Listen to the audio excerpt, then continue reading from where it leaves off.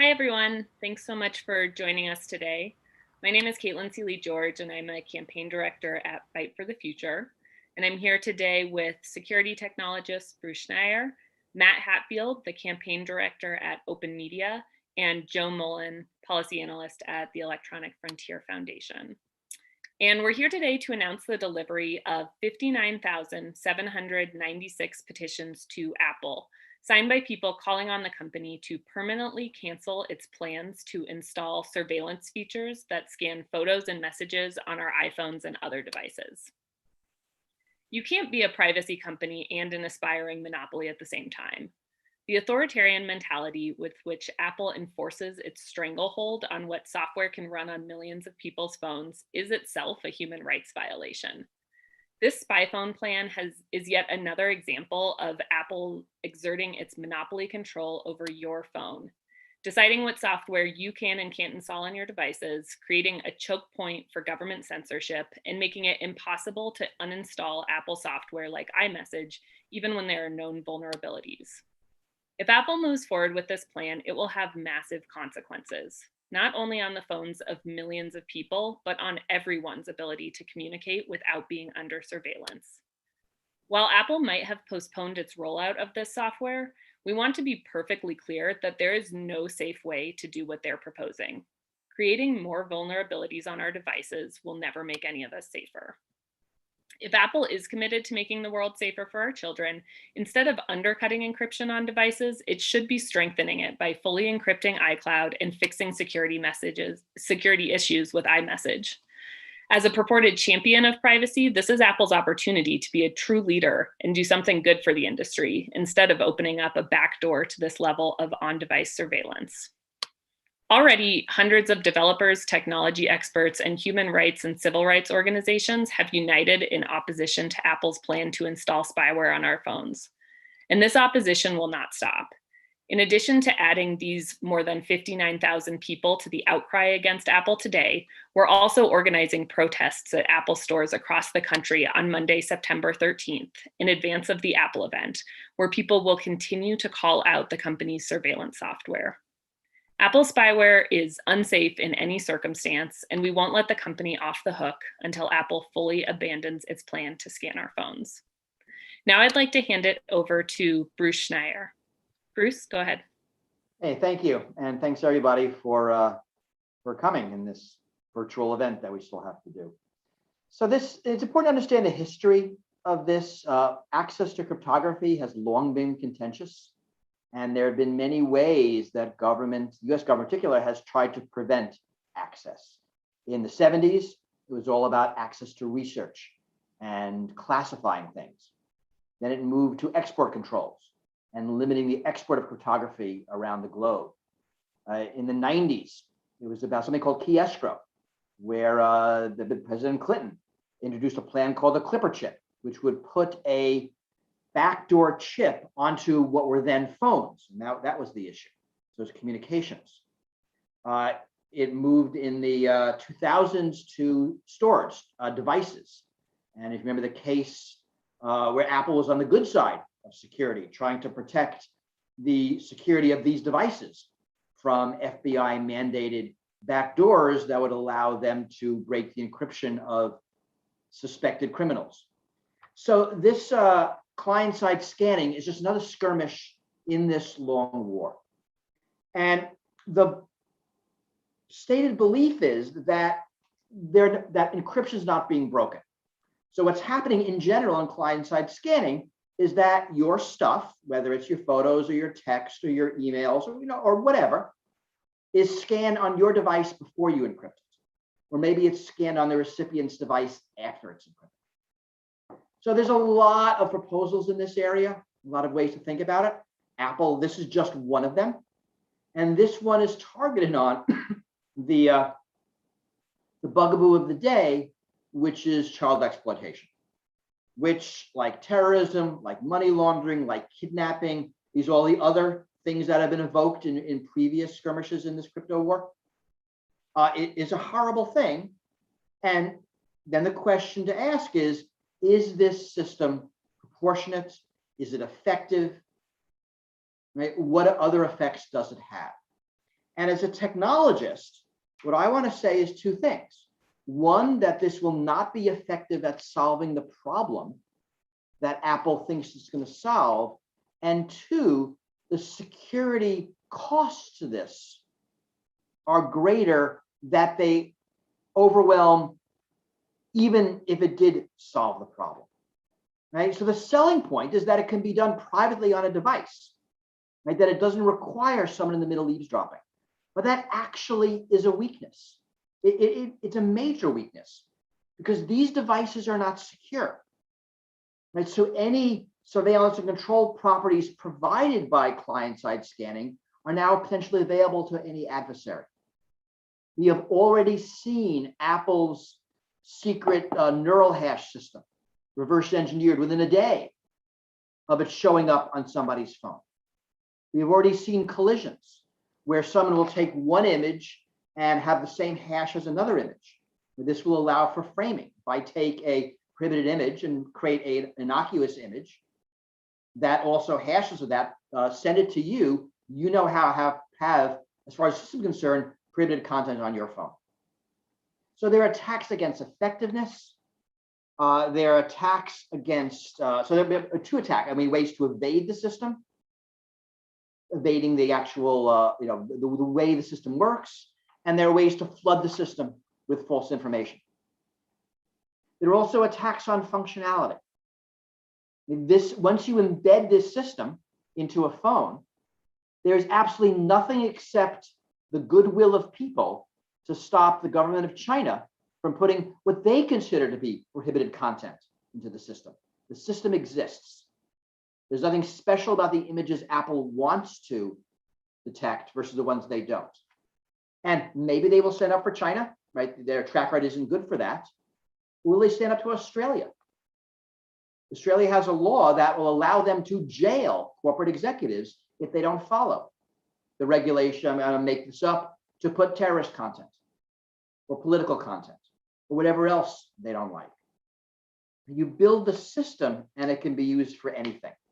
You can target other content, you can target people. And there are other security threats. And again, that increases the attack surface device because now I have another system probably designed by governments I don't like, or at least with software from governments I don't like, onto my phone. How do I secure that? How do I deal with the victims of any false accusations? How do I build accountability into a system that inherently doesn't allow me to see the images that are being flagged? It is actually illegal for even Apple to see the images they are flagging. They have to design this system blind, which affects accountability.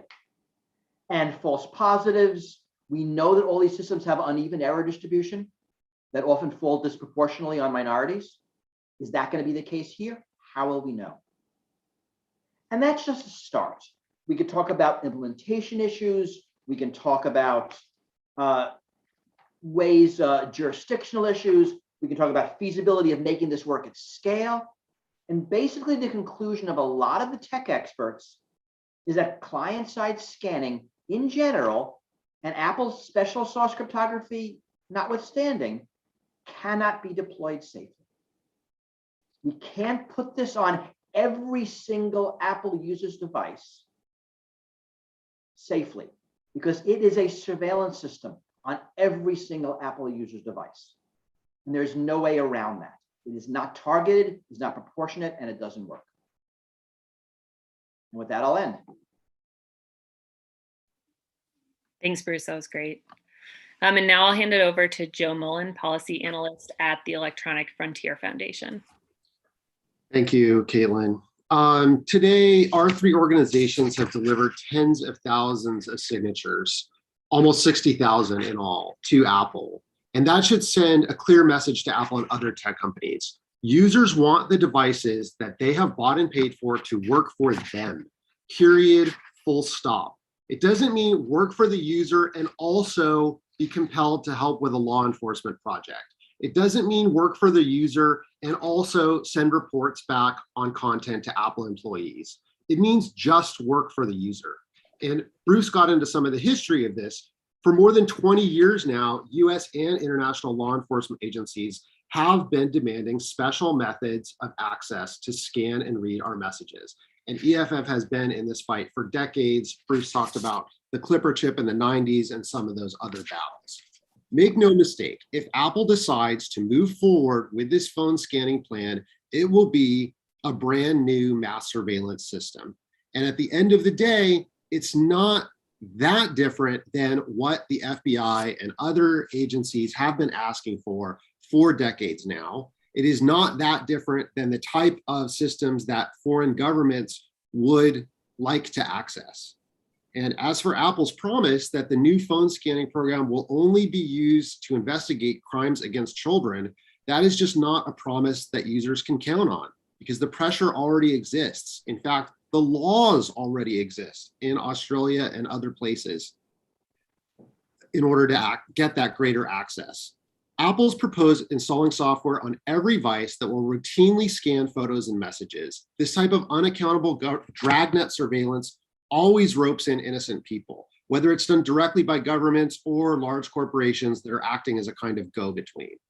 And effective law enforcement can coexist with strong encryption and privacy. That's where the focus should be, not on constantly pressuring tech firms to build special scanners or other invasive devices. This device scanning isn't a slippery slope. It's a complete surveillance system that is waiting for government pressure to expand it. People, including minors, have the right to communicate privately without backdoors, without censorship, and users are increasingly willing to stand up and defend their right to talk privately. I think that's the message we're sending today. That's why you see us here today with our petitions, nearly 60,000 signatures in all. So when companies get asked for a special method to bypass encryption, to break the promise of end-to-end encryption, they need to understand the right answer is no. Apple has found its way to that answer in the past. That was the right answer. It still is, and we hope they will recommit to that again. Great, thanks so much, Joe. Now I'll pass it over to Matt Hatfield, the campaign director at Open Media. Thanks, Caitlin. So my colleagues have made the point that there will never be a digital door that only works for good law enforcement in narrow circumstances.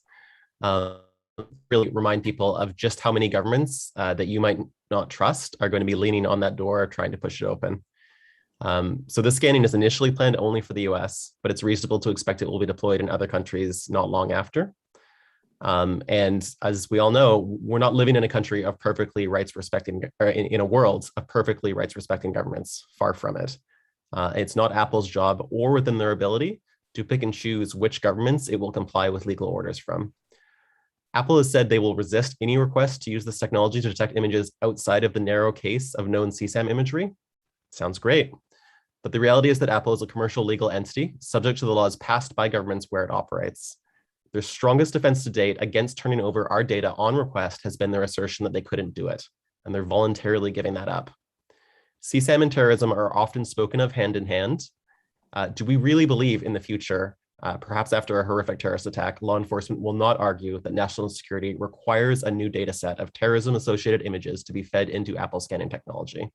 And all it will take to do so is switching the data set that they're looking for. Of course, we know that defining terrorist content is actually quite slippery, and many dozens of countries around the world already use laws against support of terrorism to identify and crush peaceful political opposition. Governments around the world, including democracies like Canada, where I live, are proposing or passing new and often vaguely worded laws that require tech companies to act in ways that fulfill those governments' policy objectives. And over the last few years, misinformation has become the new bugbear of a lot of these laws.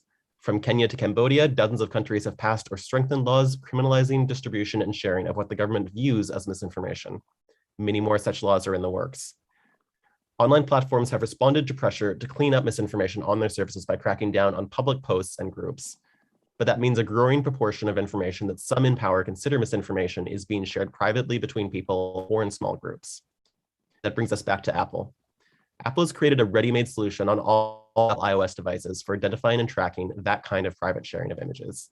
They say they will never let anyone misuse it in any way. I don't believe them.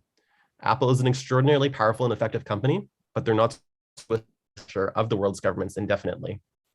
To give you an example, Twitter is another powerful company that has built their image in part on defense of their users' rights. And after standing up to demands from the Indian government to enforce misinformation laws that critics say are being used to silence political opposition and criticism of the government's poor handling of COVID-19, Twitter has now caved and started fully complying with the government's laws there. They didn't give up without a fight. The Indian government raided Twitter's India office, threatened to imprison Twitter's staff, and to ban the service from the country. But Apple is unlikely to do much better over time than Twitter has.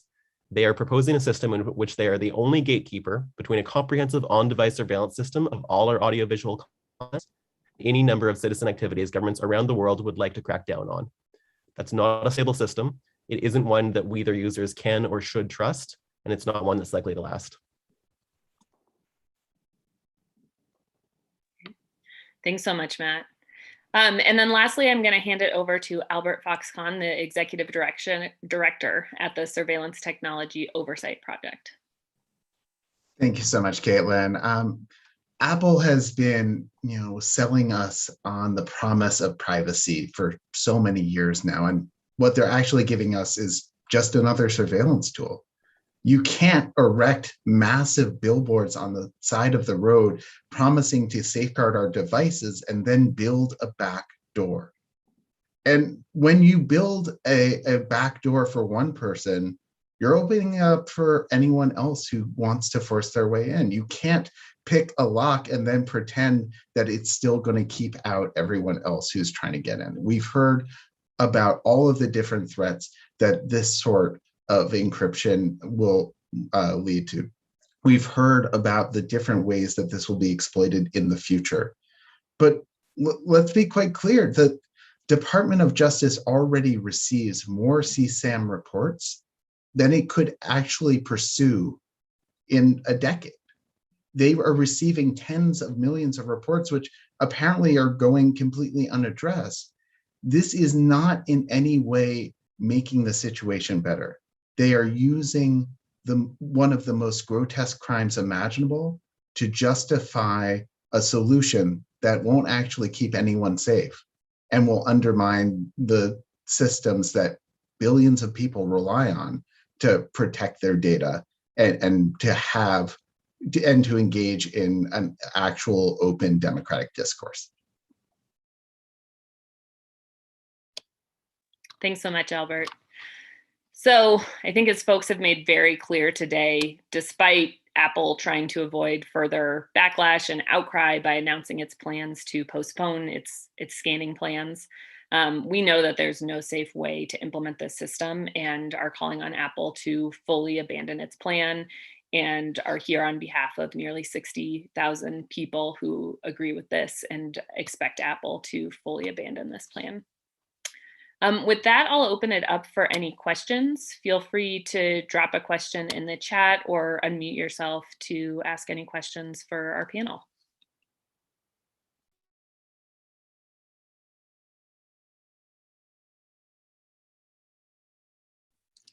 Rachel Myro here from KQED. My sense here, is that you're talking about the cat already being out of the bag, and perhaps one of you can speak to the concern that even though Apple has backed off for now, that this kind of policy is inevitably going to roll out again. Inevitably is a bad word. I mean, client-side scanning is the solution du jour. And if you go back through the decades, there were different ones. It was key escrow. It was weakening algorithms. There's different. Ian Levy in the UK a decade ago proposed using the update mechanism to push hacked updates. So in every sort of time period, a different solution becomes the one that is favored. Now, inevitably, in the past, none of those have been implemented. So I don't think this is inevitable either, right? So far we're doing well here in not getting any sort of backdoor into our devices. And my guess is this is becoming more important to secure. This is in the pocket of every elected official and head of state and CEO and nuclear power plant operator and election official and judge and police officer. And the cost of making this insecure rises. especially with the Internet of Things. So actually, I think the window is closing on adding backdoors to these because it just starts getting stupider and stupider. So I kind of see it the other way. And I would just add, we've always known that the tech companies had the power to break their own security.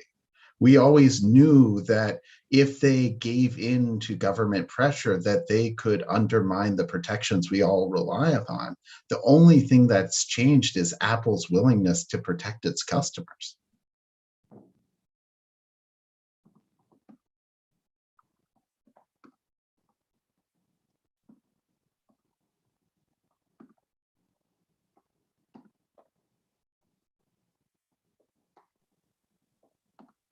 Are there any other questions from folks?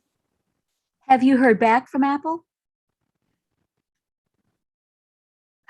But we know that Apple has decided to delay, but that was not, I mean, I think it's the broader movement of a lot of us objecting and protesting. I guess that counts as hearing back. Have we heard back specifically?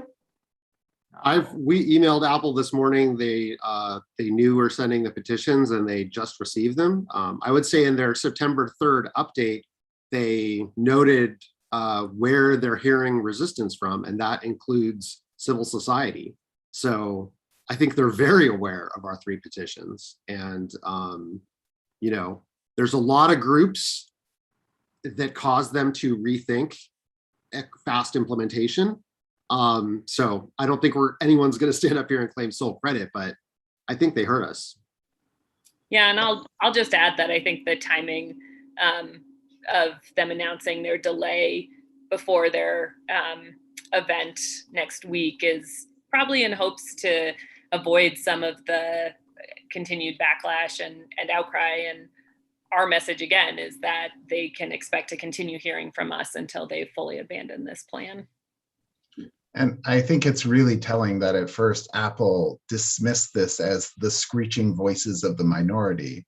And then they actually were forced to stop. They were forced to put this on pause. And I think they'll be forced to end this harebrained scheme once and for all.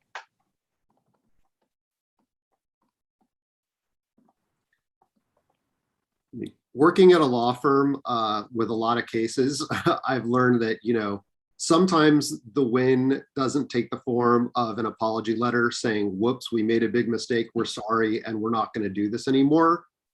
Sometimes people just stop and they just stop talking about it. We don't know which way this is going to go. Any other questions before we wrap up? Hi, this is Ian Shear from CNET. I apologize, I was taking care of my young daughter as well, but I was curious, you talked about the protests that are planned on Monday. Can you give me a sense of logistics? Like how many stores are we expecting to see people at? What do the protests kind of encompass, and what should we expect from this whole thing? Thank you. Yeah, thank you. And I appreciate the ongoing effort to take care of our children as we are still at home with many of them. For these protests, the goal is to have them distributed across the country and actually across the world. We have a volunteer in the UK who is hosting one at their local Apple store. We're organizing them in San Francisco, New York, DC, Boston, Atlanta, Portland, Oregon, and more locations are still coming in. And the goal, again, is just to show the kind of widespread distributed opposition to this plan. Folks will be showing up in, masks, socially distanced, being safe, but holding signs. And again, just kind of visibly showing that the massive opposition and the fact that, Apple can't appease us by delaying this, but really calling them out. And hopefully affecting the press around their September event and letting them know that this is not going to be something where they can just quietly walk away after telling us that we were all, we didn't understand what they were talking about and that we were confused by what they were proposing. We're not going to walk away until this is fully abandoned. So yes, and I believe someone dropped the link. There's a website, nospyphone.com/#map, where folks can find more information about the protests as they're being organized. More people, like I said, are signing up to host them at their local Apple stores as well. There's a Hi, question in the channel, but go ahead. hi, this is Don Waigon. I just want to make a quick comment. I think this is also a fundamental generational issue. Once you have, once you know there's censorship on your devices, there's monitoring, then people start to behave differently. They start to self-censor. They start to be not communicate as freely, and when that's exacted onto a whole generation of people, from the young people to the current generation, the whole nature of the conversation changes. The digital discourse is going to be not as open, as free as before. And I think that's at stake, and that's why I care personally very much about this issue. Thanks.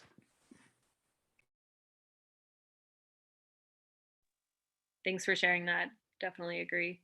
And then I think there's a question in the chat from Dominic. Do you fear that Apple will do the modification anyway without telling it the next time? That's a good question.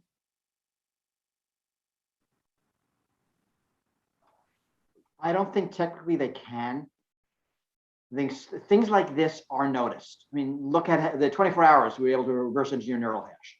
So there's no way to make a change like this and have it go unnoticed by the tech community.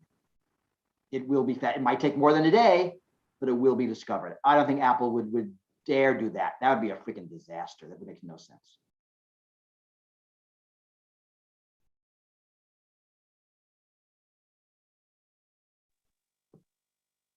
Any final questions?